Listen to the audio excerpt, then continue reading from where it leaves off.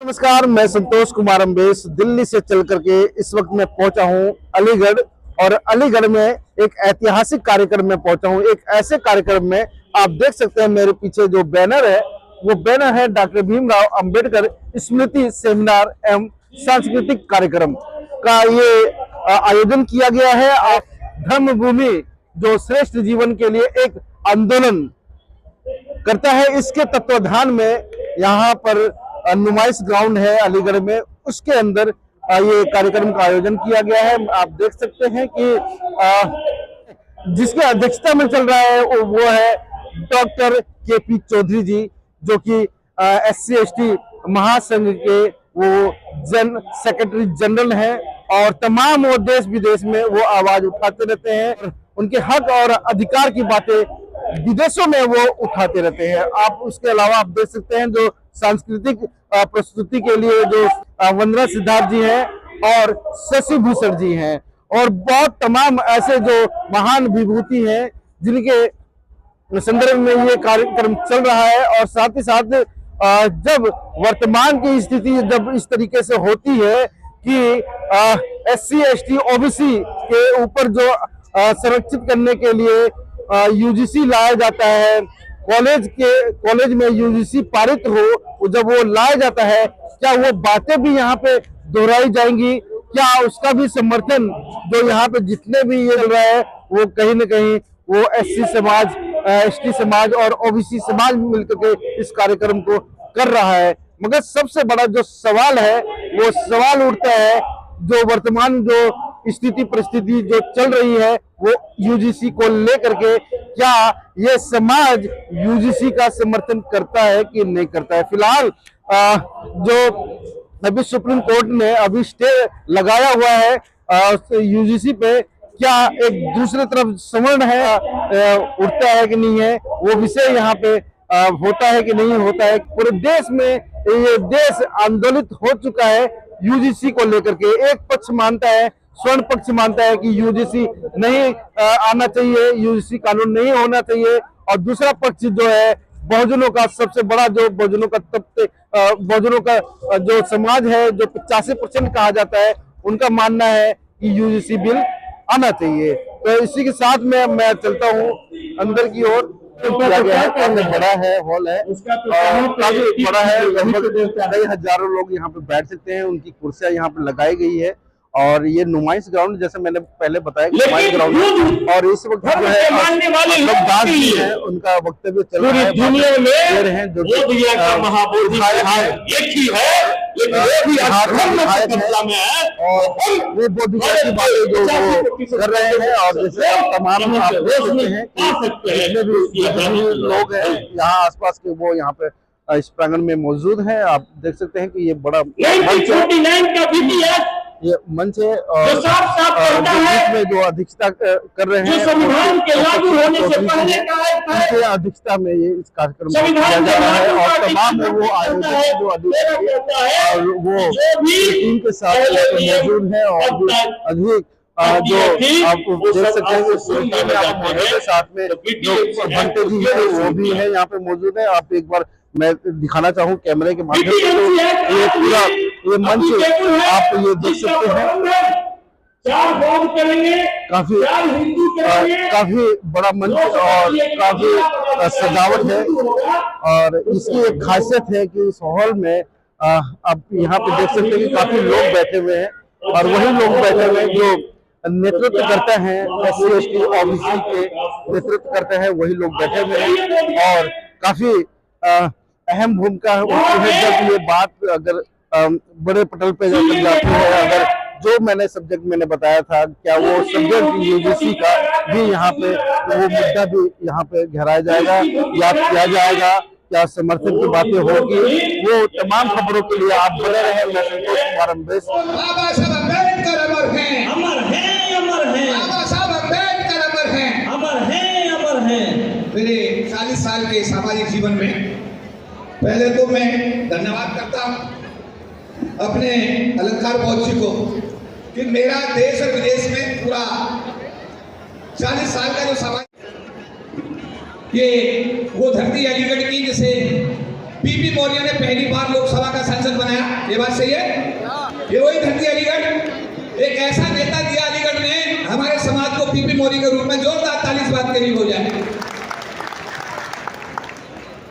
देखिए, आज 14 अक्टूबर बाबा साहब अम्बेडकर और बौद्ध धर्म की स्वीकारिता।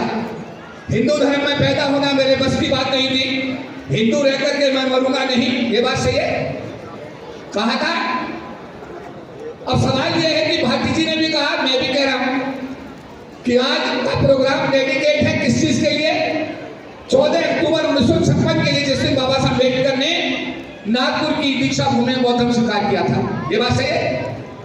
हम अपने आप से पूछें कि क्या डॉक्टर अम्बेडकर के जो रिजर्वेशन 25% का हमारा लोकसभा विधानसभा का रिजर्वेशन और 22.5% का सरकार की नौकरी में रिजर्वेशन के अलावा क्या हमने उनकी दी हुई शिक्षाओं को अपने जीवन में उतारा या नहीं उतारा? ये सवाल आपका अपने आप से।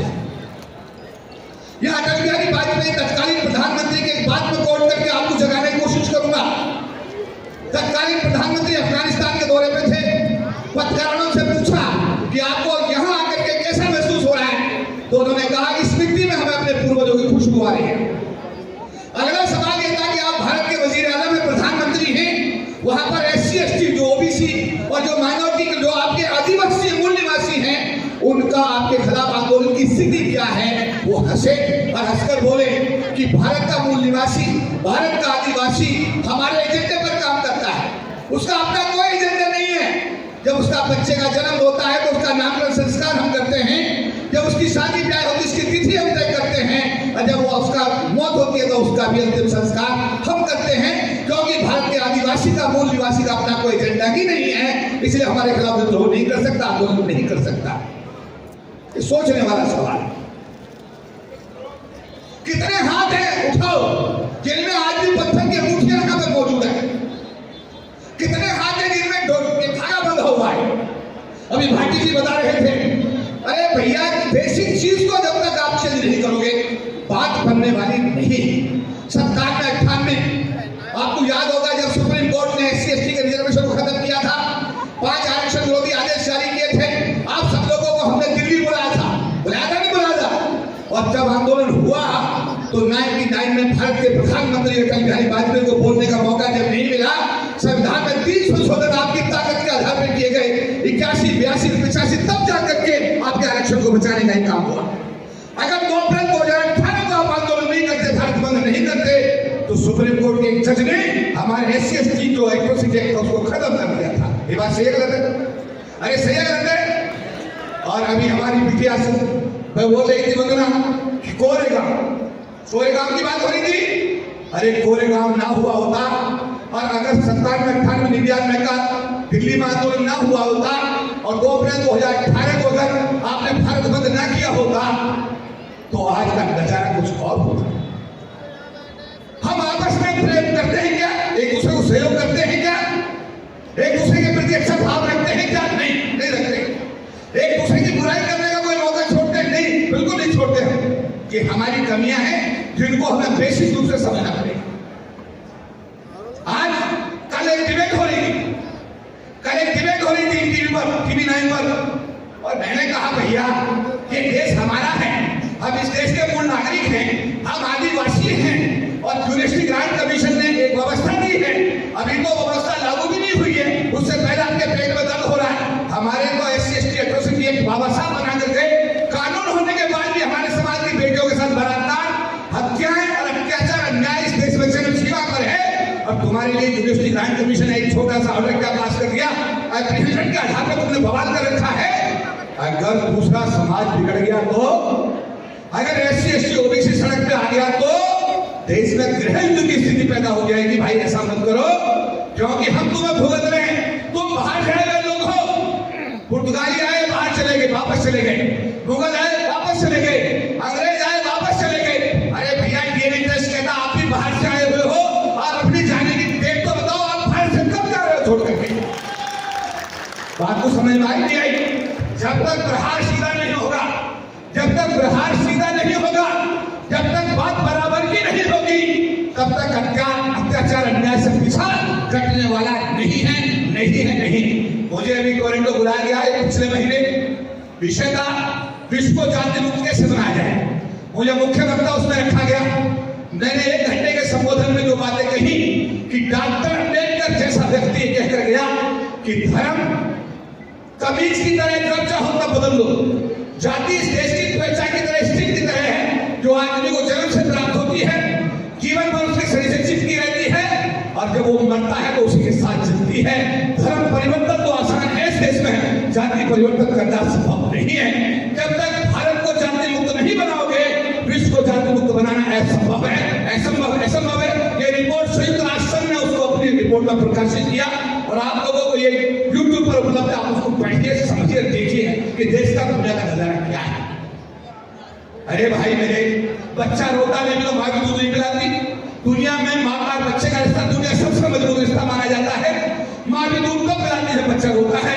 मैं कहना चाहता हूँ जब तक रोगे नहीं, चिल्लाओगे नहीं, अपनी आवाज उठाओगे नहीं, ये बहरी गूंगी सरकारें हमारे समाज के लिए कुछ करने वाली नहीं है।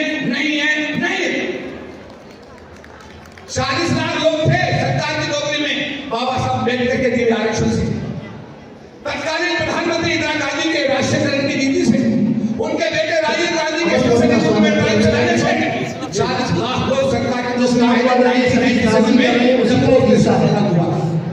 आज 10 लाख लोग सरकार की नौकरी में बचे।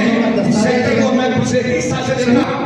निर्विरोध राष्ट्रीय प्रधान महासचिव चुना जाता है, चेयरमैन मेरा 3 साल बाद बदल जाता है, लेकिन पिछले 30 साल में समाज के लोगों ने मुझे हर बार राष्ट्रीय प्रधान महासचिव की जिम्मेदारी दी है। बहुत जिम्मेदारी से कहना चाहता हूं इस बात को आपसे कि आज 10 लाख लोग सरकार की नौकरी बचे हैं। 10 साल के अंदर संख्या घट करके 2 लाख तक पहुंच जाएगी। निजी क्षेत्र में आरक्षण नहीं, कुत्ता मर जाए, कानून है। इस देश की 1/4 आबादी के लिए आरक्षण का कानून तक नहीं बना। शर्म की बात है, सोचने की बात है।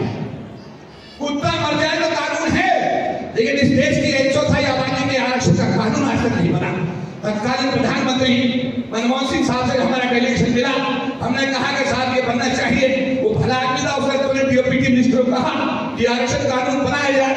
वो तुरंत राज्यसभा में रखा गया, राज्यसभा में पास हो गया। आज तक वो लोकसभा के पटल पर भाटी साहब नहीं आ पाया। इतना आसान नहीं है जितना आप समझ रहे हो। एक आदमी डॉक्टर मिलकर बहुत कुछ कर गया, हम क्या कर रहे हैं? अपने बच्चे और अपना परिवार, क्या वास्तव में हम समाज के गरीब गांव के बच्चे को गोद ले रहे? क्या गरीब गांव कहां से निकल गया उस बच्चे की फीस दे रहे? क्या उस गांव के बच्चे को राष्ट्रीय मुख्यधारा में लाने की कोशिश कर रहे? जवाब नहीं, हम किसी बच्चे की फीस नहीं दे रहे। डॉक्टर अम्बेडकर अगर लंदन की कोई स्कूल में प्रोफेसर बन गए होते, अगर वो अमेरिका में जब पढ़ रहे थे वहां प्रोफेसर बन गए होते, इंडिया ना आए होते, हमारे लिए काम अगर उन्होंने किया होता तो क्या एक भी आदमी सरकार की नौकरी पाता, एक भी आदमी सांसद बनता? अभी हमारे भाई कह रहे थे कोई भी एमएलए कि मुझे फलाने आदमी ने एमएलए बनाया।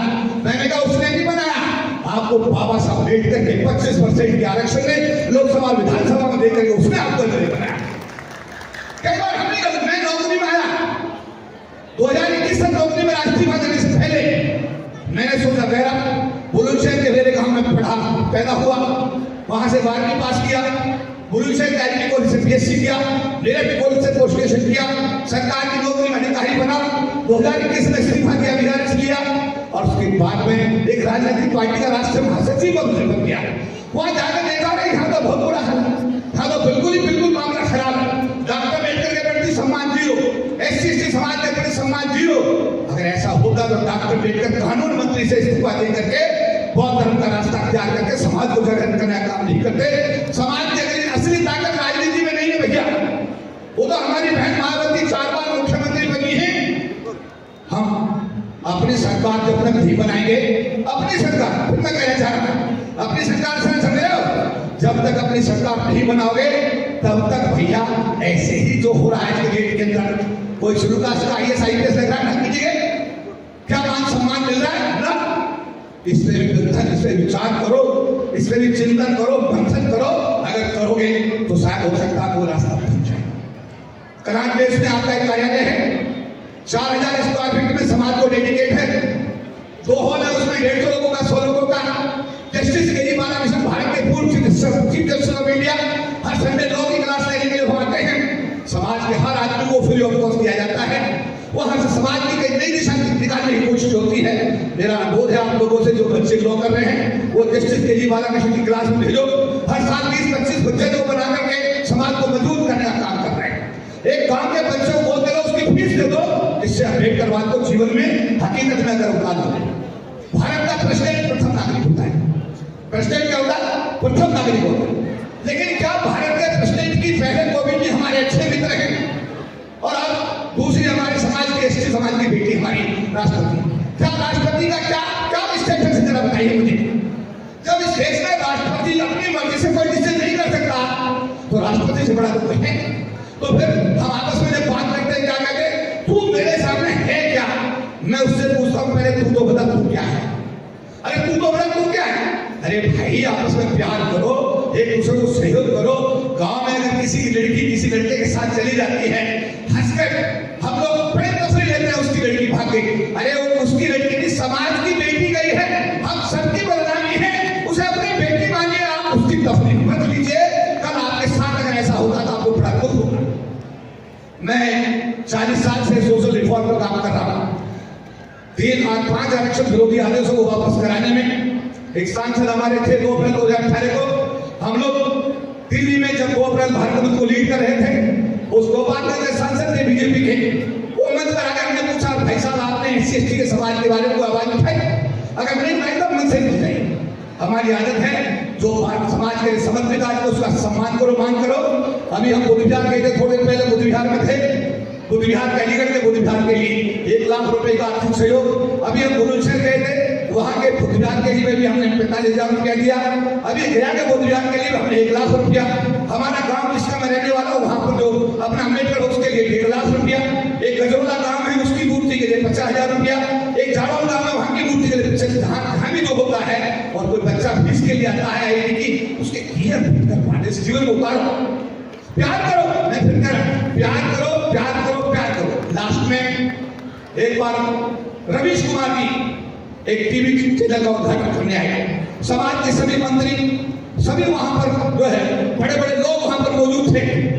उनको निवेदन किया गया रवीश जी को आप अपनी बात रखिए। रवीश कुमार जी ने कहा नहीं रखूंगा। बड़ी मुश्किल से तैयार किया। उन्होंने कहा कि मैं कहूंगा तुम सुनोगे। बात मानी गई।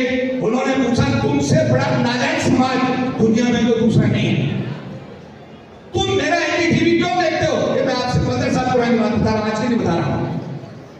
तुम्हारे बारे में कोई बात होती है टीवी पर? नहीं। सारी बात तुम्हारे खिलाफ होती है? हाँ जी। जैसे तुम टीवी ऑन करते हो, मुझे टीआरपी में करोड़ों रुपए मिलता है और तुम पैसे को आपके खिलाफ इस्तेमाल करता हूं। तो भाई मेरे, आप ये क्यों टीवी देखते हो? मेरा कहना है एक टीवी छोड़ो, बाबा साहब का लिटरेचर लाओ, उसे पढ़ो, अपने घरों में बच्चों को पढ़ाओ, अम्बेडकरवाद को मजबूत करो, भाईचारा बढ़ाओ। और नहीं तो आने वाला समय बड़ा कठिन है जी। सरकार निजी क्षेत्र में लाए, रोज निजी क्षेत्र कर रही है। क्या निजी क्षेत्र में आरक्षण नहीं होना चाहिए? मैं आपसे पूछता हूँ, अगर सरकार की मजबूरी है निजी क्षेत्र लाना, तो क्या निजी क्षेत्र में आरक्षण के माध्यम से इस गरीब तबके को नौकरी देना सरकार की आवश्यकता होनी चाहिए? होनी चाहिए। अरे बोलो हाथ उठाएगा, बड़ा होनी चाहिए, हाथ उठाएगा होनी चाहिए। क्या सरकार इस समय कोई पहल कर रही है? इसके लिए आपको कोरेगांव 97-98 का आंदोलन या 2 अप्रैल का भारत बंद, उसके लिए तैयार हो? अरे तैयार हो? तैयार होना पड़ेगा, तैयार होना पड़ेगा। और नहीं तो आने वाले दिनों में आप कल्पना नहीं करेंगे। अगर 29 मामला ऐसी आगे बढ़ता चला गया तो मैं सोशल रिफॉर्मर के रूप में बता के जा रहा हूँ, बड़ा कठिन होगा इस देश के शुरू का सर्वाइवल देश के अंदर अपनी संपत्ति बचाना, अपनी बहू बेटियों की इज्जत बचाना, अपने आप को बचाना एक कठिन कार्य होगा। और जब हम इकट्ठे होकर के उत्तर प्रदेश की स्पष्ट बहुमत की सरकार एक बार बना सकते हैं, तो मैं आपसे पूछना चाहता हूं कि 2027 में क्यों नहीं बनी सी सरकार आपकी? अरे हाथ उठा के बताओ, बनाओगे? धन्यवाद। जय भीम।